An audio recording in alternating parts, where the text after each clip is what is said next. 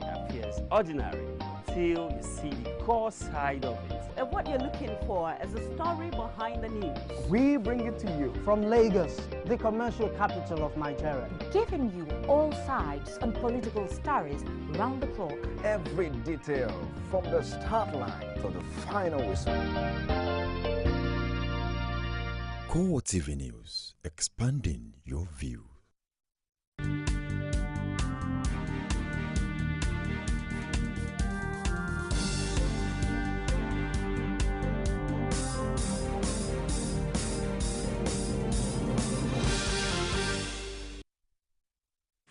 Hello there and welcome to CoreTV News on the Hour with me, Sabena Izoku.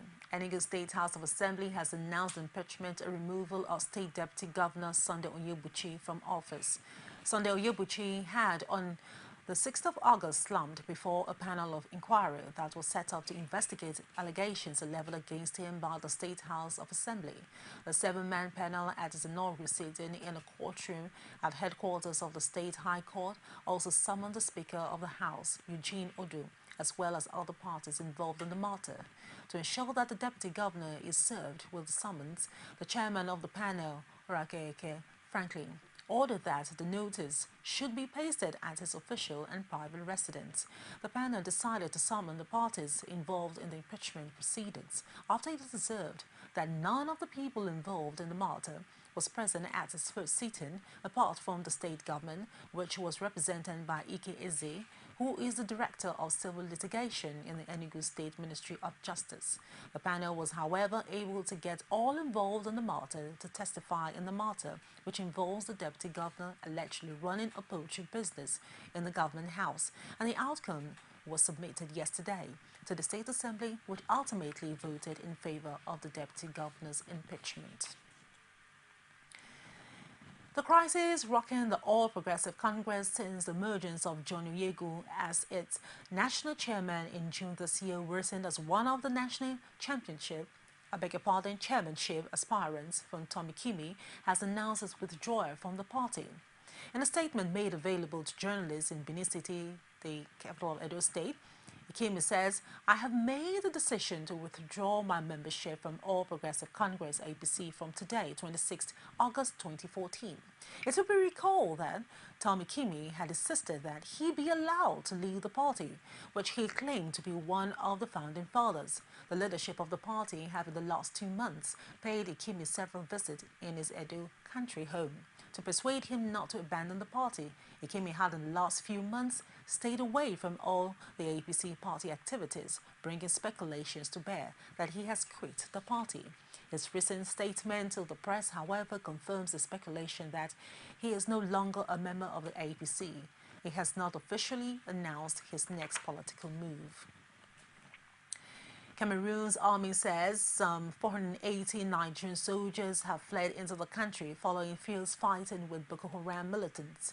Cameroon Army spokesman Didier Bajek says the soldiers have been disarmed and are being accommodated in schools. Clashes are said to be continuing in the border town of Gamburi in Gala in Borno State. Boko Haram on Sunday released a video in which it says it had established an Islamic state in the towns and villages it controls in northeastern Nigeria. The Defense Authority in a related issue explained that Nigerian troops crossed over to the Cameroonian side of the border during the battle with insurgents while making tactical maneuver. A statement on the official website of the Nigerian military, defenseinfo.mil.ng, stated that the Nigerian troops had to submit their weapons to the Cameroonian authorities to show that they were not on any offensive against the country in line with standard practice. It added that the troops were on their way to Nigeria after the matter was sorted out by the authorities of both countries. The statement added that it was wrong to describe the presence of the soldiers in Cameroon as defection in view of discussion between the military leaderships of Nigeria and Cameroon and contacts made with the soldiers about their safety. The statement added that troops encountered a group of insurgents who were attempting to enter the country through Gamburu in Gala in a gun battle and were still in pursuit of them. The Christian Association of Nigeria is not comfortable with Boko Haram's recent declaration of an Islamic caliphate in northeast Nigeria. It describes the situation as serious and warns the federal government to stop treating the insurgents with kid gloves. The Secretary General of the association, Musa Ashake, told journalists in Abuja that immediate action is needed to reclaim the annexed territories. The report. The umbrella body of Christians in Nigeria has always been opposed to Boko Haram and had been in the forefront of efforts to have it designated as a terrorist group. That was long before the federal government and the US authorities made that move. And now that the insurgents claimed to have seized a part of Nigeria, Khan says its fears have been proved right. Khan has been crying out. You have listened to Khan president. He has spoken over and over. Some have misunderstood him. But all that the Khan president has said all over the years has now come to be true. You know, he did not come out to say, I'm a prophet. But he warned, he advised. He said, we are not heading the right direction. This thing is not going to be good for us. So the wars are there. It has been fulfilled. It is convinced that the government could stop the insurgents if it shows some seriousness. I think the federal government should wake up. Nigerians are tired, and we're getting to a point where these bloodsuckers are trying to claim that there are some people that they are above the law. They are not above the law. I ask the federal government, I request, I plead, enough of the bloodshed. Khan also had a piece of advice for Nigerian leaders and people in government. And I can also quote at this very moment a German pastor, Pastor Martin Nuela, who supported Hitler when he was doing those things and never spoke. But when he was about to speak, it was late. Many people had been killed. And that's why he wrote the famous poem that he said, when they came for the industrialists, I did not speak out because I was not an industrialist. When they came for the socialists, I did not speak out because I was not a socialist. When they came for the Jews, I did not speak out because I was not a Jew. But when they came for me, there was nobody left to speak for me. Let that message go to our leaders in Nigeria. For now, the Christian body says it is concerned about the fate of Nigerians living in the area designated as Islamic Caliphate who may not support Boko Haram's ideology.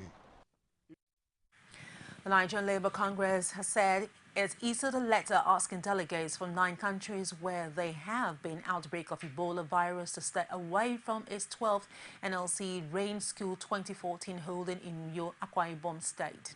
Adhering to the restriction notice, 9 countries including Liberia, South Africa, Guinea, Kenya, and others were conspicuously absent from the conference. The NLC President Abdul Wahid Omar disclosed this in his opening remarks at the conference. He says the Congress barred the delegations from the affected countries from attending the conference to prevent the spread of the deadly Ebola virus. The theme of the conference is inequality and socio-political instability, issues and challenges for the working class. According to Omar, the NLC took the decision because the presence of the nationals from the countries would have scared all the participants away from the conference. CoreTV News learns that the only delegate that attended the conference from Ghana, Gladys Osuma, was certified Ebola-free. Let's take a short break, and when we return, CoreTV News continues. Stay with us. You can now watch CoreTV News live from anywhere in the world on our website, www.coretvnews.com. Click on Live TV on our website and watch us live. And welcome to CoreTV Primetime Days. To follow us on Twitter, click on Twitter icon on our website. On Facebook, click on the Facebook and YouTube to see all our previous news production. You can also watch us live on YouTube. Click CoreTV, leave a space, then News. CoreTV News, a 24-hour news station. Welcome back. The Education Minister Ibrahim Shekarwa has been meeting the State Commissioner of Health on the possibility of extending the current school holiday. The meeting, which is still ongoing, also has officials of the Health Ministry in attendance. The meeting centered around the outbreak of Ebola virus and to decide whether to extend the summer holiday. Doctors are back at work in Abuja, even though the government has not yet withdrawn the circular suspending residency training in federal hospitals. A visit to the National Hospital, however, showed that not all the doctors have resumed.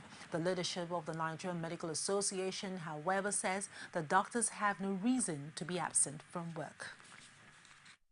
We had immediate term, medium term and long term demands. So of the immediate and the medium term demands, most of them have been met satisfactorily. And that's why we're calling off this strike. We'll continue negotiation. We're suspending the strike, not calling it off. We'll continue negotiation with the government because that was part of the agreement. Now we're calling off because we are dealing with lives.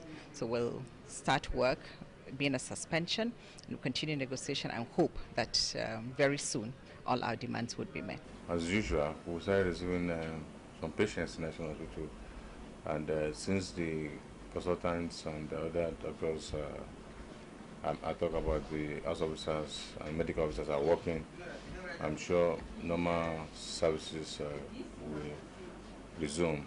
And of course, another thing we are talking about is the resident doctors, which you're all aware that the federal government has given a directive that the resident doctors' training is on suspension. I think it's part of what the enemy is looking at, that the government should at least reconsider this issue, since the national body of NMA has always given directives that they should all come back to work.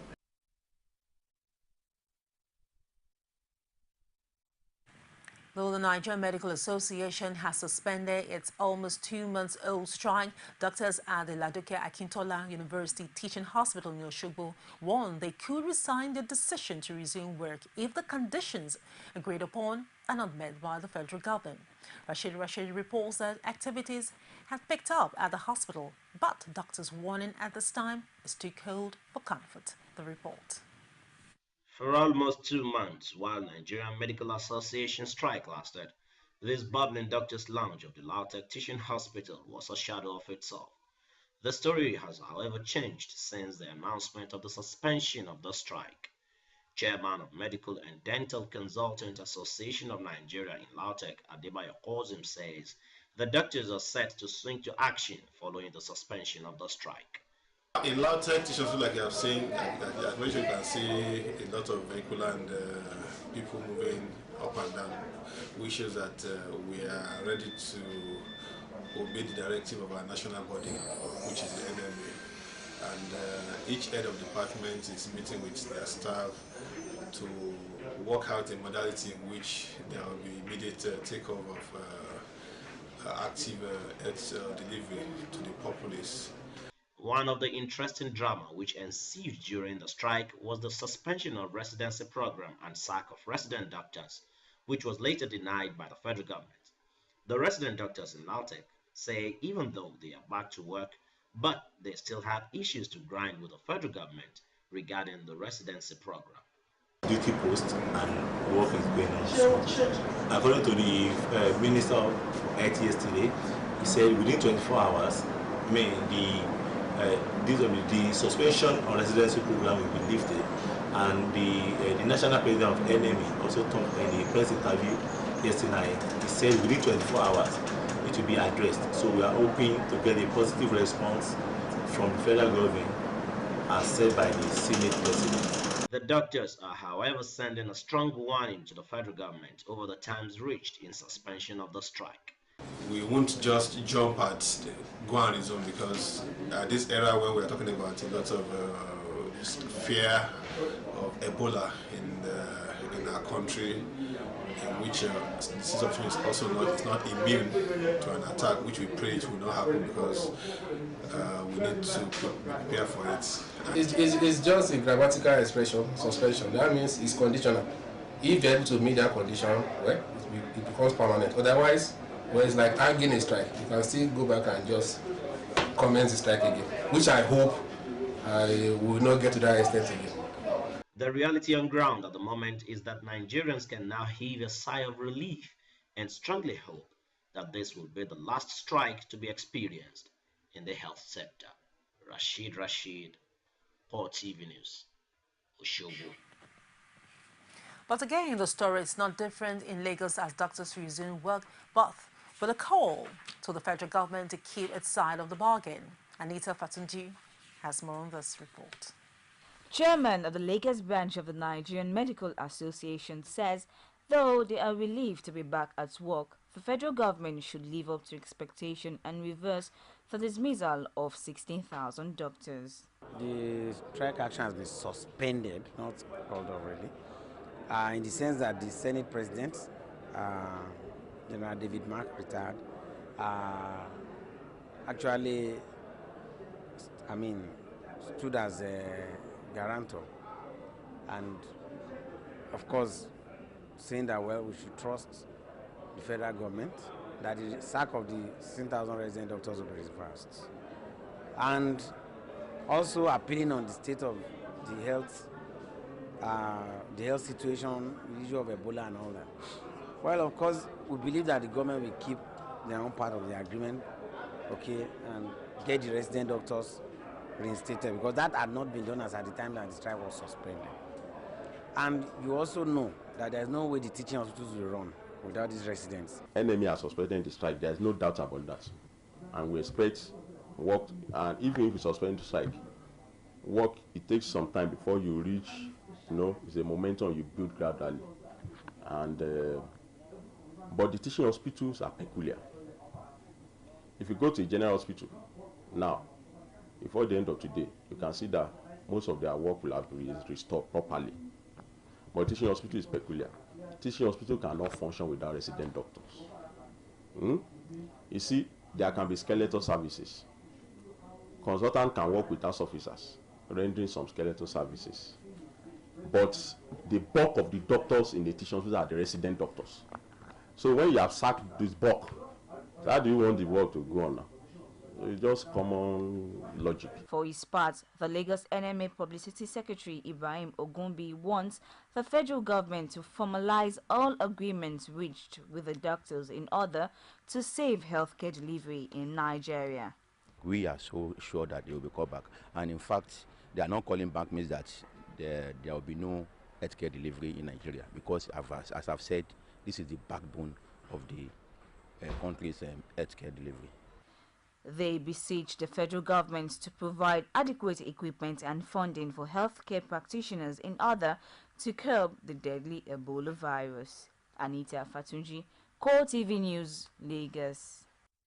One of the confirmed Ebola patients in Nigeria is ready to be discharged any time from now. The health authorities say the patient will be allowed to leave the isolation ward after necessary protocols. If eventually discharged, it will bring the number of patients successfully treated to 6. Also, the Ministry of Health has reviewed the number of confirmed cases in Nigeria from 14 to 13.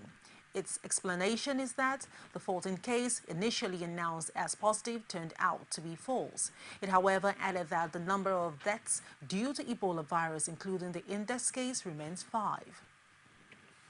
Now, over to food security. Nigeria has launched what government officials say is the biggest silo in Africa. The silo is located in Kwale on the outskirts of Abuja, and it has 100,000 tons of capacity. Vice President Namadi Sambo, who represented President Goodluck Jonathan at the inauguration ceremony, assured Nigerians that administration is committed to ensuring food security. For his part, the Minister of Agriculture, Akiwumi Adesina, says 11 other silos are under construction nationwide and will be ready in December. Metric ton silo at Sheda, Federal Capital Territory, and the flag off of the agricultural equipment hiring centers in Nigeria. Our country has huge agricultural potentials. But talking about those potentials is not enough. We are working very hard to unlock those potentials to make agriculture a business that will create wealth for millions of Nigerians. I tasked the Minister of Agriculture to drive the process to ensure that we meet the goal, and in doing so, also modernize our agricultural system. I'm very pleased that the agricultural transformation agenda is working well and achieving great strides in our drive to turn Nigeria into a food self-sufficient country. Today, as you are commissioning the largest silo in West Africa, it's another indication of tremendous leadership. And as we are flagging off a fully private sector-driven mechanization program, it's another first in Africa. One can only imagine if our farmers could produce an additional 21 million metric tons of food just between 2012 and 2014 without tractors and mechanized equipment. They will definitely feed the world if they have a fully mechanized agricultural system.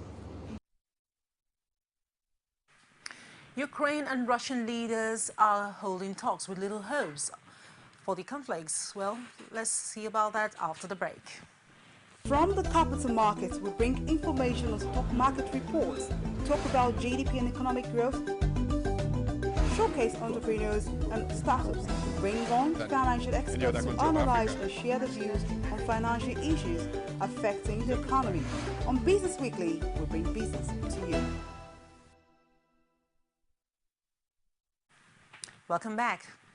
The presidents of Russia and Ukraine hold key talks with little hopes for a breakthrough in the conflicts pitted the former Soviet states against pro-Russian separatist rebels. Kiev ratcheted up tensions by announcing hours ahead of talks it had captured 10 Russian soldiers on its territory, while Washington accused Moscow of escalating the conflict with repeat military incursions. Ukrainian President Petro Poroshenko and President of Russia, Vladimir Putin, are due to meet in Minsk alongside top EU officials and leaders from Kazakhstan and Belarus in a bid to defuse tensions that some fear could trigger direct hostilities between Russia and Ukraine.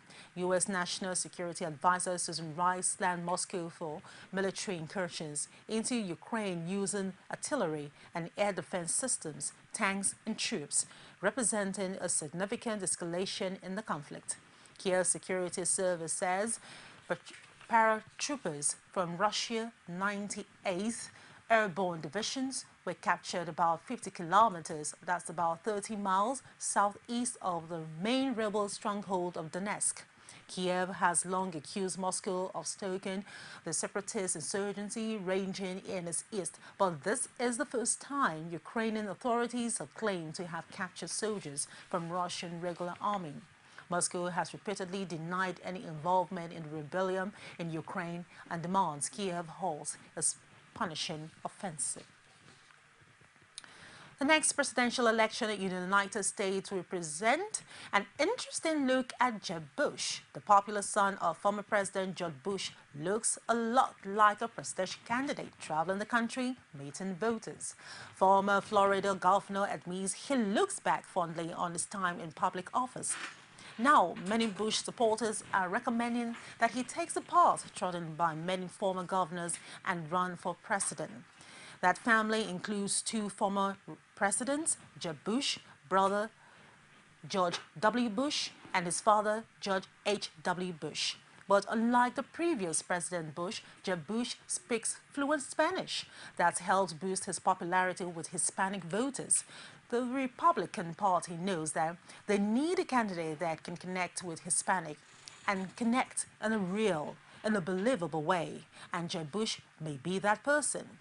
Bush is treading a tightrope on immigration, an issue important to many Hispanics, with some of his fellow Republicans taking a hard line on the influx of child immigrants from Central America.